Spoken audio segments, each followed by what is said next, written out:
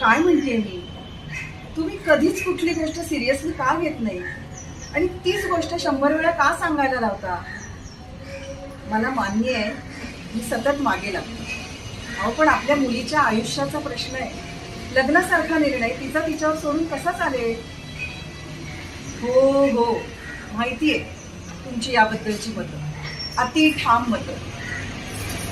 हो, जगातला असला कुठला बाब आहे जो असं म्हणतो की जोपर्यंत मुलीला स्वतःच्या आयुष्याचा निर्णय म्हणजेच तिच्या लग्नाचा निर्णय स्वतःला घेता येत नाही तोपर्यंत मुलीचं लग्नाचं वय झालंच नाही.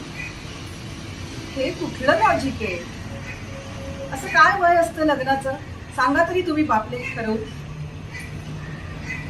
आठवतंय ना, 17व्या वर्षी माझं तुमच्याशी लग्न झालं, 19व्या वर्षी ती जन्माला आली.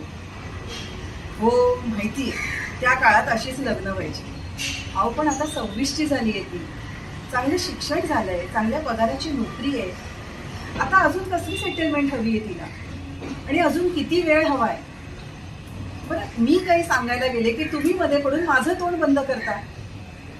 त्यापेक्षा तुम्हीच बोला, ठरवा आणि जो निर्णय होईल तो डायरेक्ट मला सांगा.